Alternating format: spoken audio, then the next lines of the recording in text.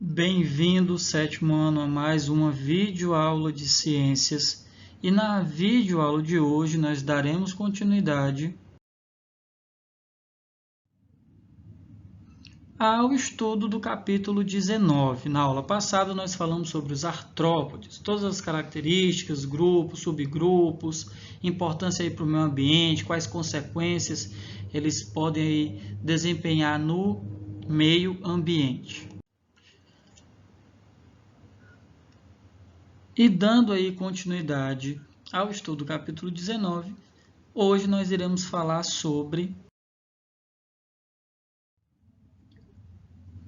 falaremos sobre os equinodermos.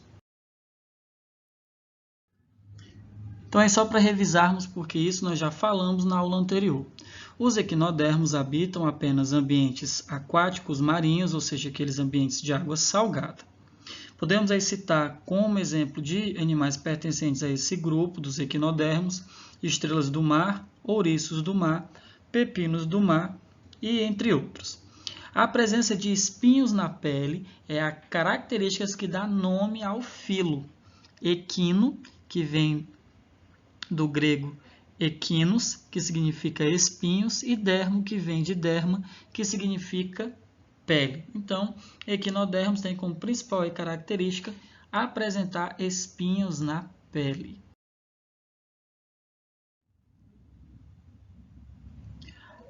Esses animais podem ser encontrados nas areias nas praias e principalmente no fundo do mar.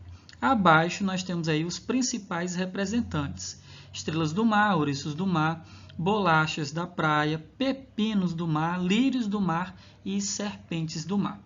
Nessa imagem aí que vocês estão observando, nós temos uma estrela do mar.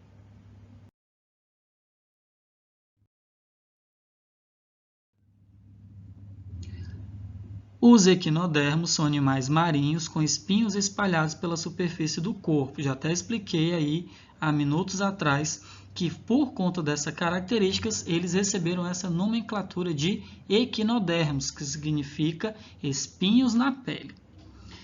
Diferentemente dos artrópodes, possuem um endoesqueleto, ou seja, um esqueleto interno composto de espinhos e placas calcárias. Então nós vimos que os artrópodes possuem uma estrutura, que os protege, tanto contra predadores como da desidratação. Os artrópodes possuem exoesqueleto. Já no caso dos equinodermos, eles possuem um endoesqueleto, ou seja, um esqueleto interno a esses animais.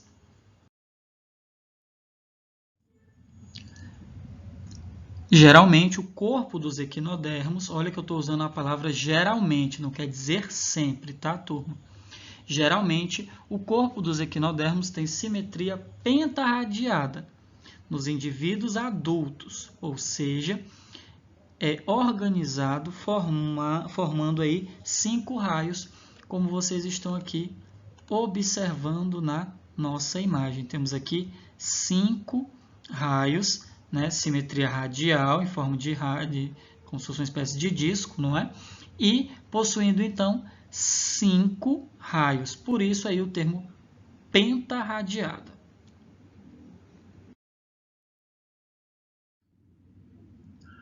Outra característica dos equinodermos é a presença de pedicelárias, estruturas móveis em formas de pinças distribuídas pelo seu corpo, que são capazes de retirar, olha que interessante, pequenos parasitas e detritos que grudem nele. Além disso, as pedicelárias servem na defesa contra ataque de pequenos animais. Então, aqui vocês podem observar essas estruturas que têm a função aí de retirar pequenos parasitas e detritos que grudem no corpo dos equinodermos, além de defender este animal. Então, essas estruturas aqui é que nós chamamos de pedicelares, ok? Então, turma, nessa imagem que se encontra no livro de vocês, nós temos aí a anatomia, a estrutura interna do corpo dos equinodermos, nesse caso aqui de um ouriço do mar. Então, observa aqui, ó, que fica a boca, temos aqui o estômago, temos o ânus, então, sistema digestório completo. Temos aqui os espinhos, não é isso?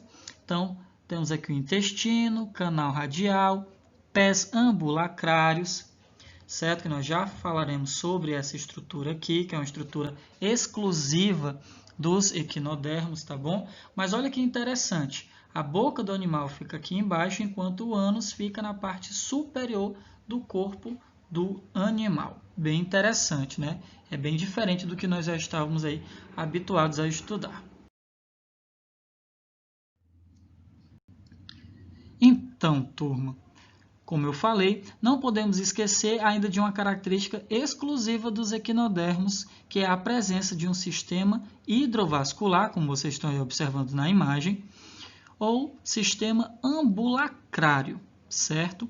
O sistema ambulacrário é um complexo de vasos de vários canais que se ligam e de ampolas que se projetam para fora do corpo do equinodermo, formando o que nós chamamos de pés ambulacrários, que são responsáveis pela locomoção desse animal. E aí, turma, vem a pergunta, né? Mas como é que ocorre esse movimento do pé ambulacrário? Tudo começa, turma, quando a água entra no equinodermo por uma região chamada placa madrepórica. Então, está aqui, ó, se localiza bem aqui nessa estrutura que vocês estão observando. Então, a placa madrepórica, né, a água entra por ela, ela se comunica com o canal circular, distribuindo essa água por canais em todo o corpo do animal. Então, a água entra no corpo do animal pela placa madrepórica e ela distribui aí essa água pelos canais por toda a extensão do corpo do equinodermo, como vocês estão aí observando na nossa imagem.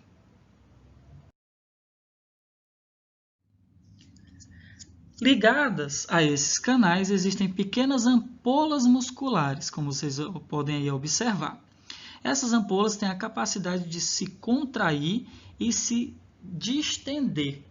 Quando se contraem, jogam água para os pés ambulacrários, que se distende, provocando a movimentação. Na distensão da ampola, a água é expulsa de dentro do pé.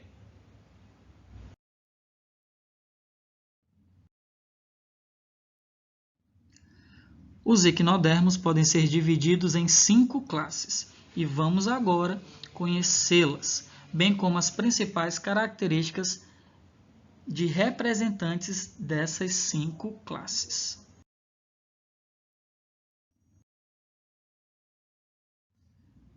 Pertencentes à classe dos asteroides, nós temos as estrelas do mar.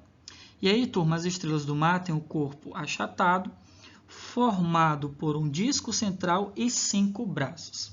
A boca e os pés ambulacrários das estrelas do mar estão voltados aí para a parte de baixo.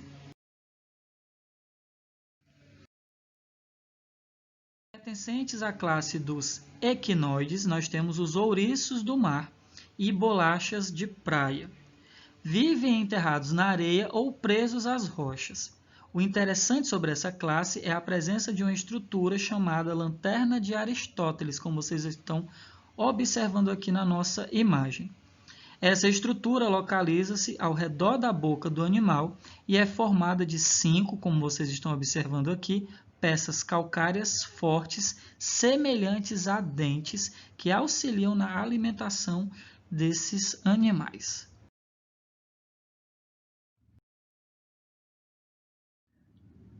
Pertencentes à classe dos ofiuroides, olha aí, ofiuroides, nós temos as serpentes do mar, que vivem na areia ou sobre rochas. Seu corpo possui um pequeno disco central com braços maiores, finos e ágeis. Ao contrário dos outros equinodermos, esses animais não possuem ânus e alimentam-se, por exemplo, de crustáceos e partículas presentes na água.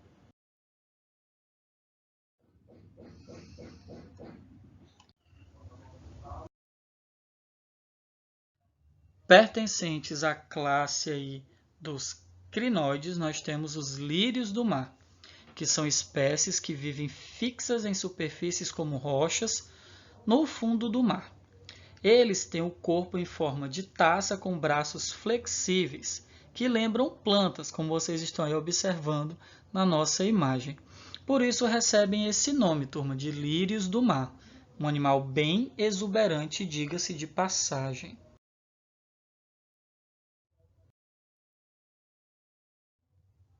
Pertencentes à classe dos holuturoides, os pepinos do mar vivem na areia e sobre rochas. Diferentemente dos grupos anteriores, não possuem braços, e sim uma sola locomotora formada por pequenos pés ambulacrários.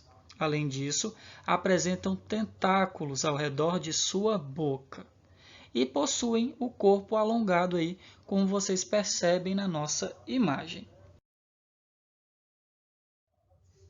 E aí, turma, um fato bem curioso sobre os pepinos do mar é que eles conseguem se proteger dos predadores.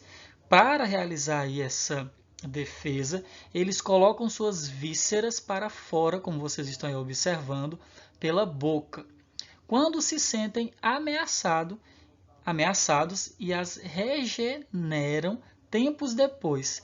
E aí, turma, esse processo nós chamamos de evisceração. Bem curioso, né? Esse sistema de defesa aí do pepino do mar.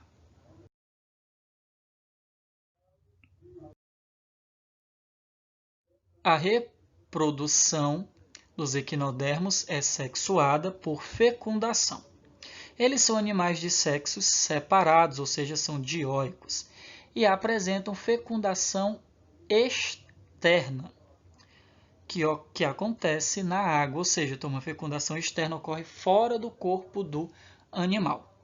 Com relação ao desenvolvimento, eles possuem desenvolvimento indireto com a formação de larvas, e essas larvas possuem simetria bilateral.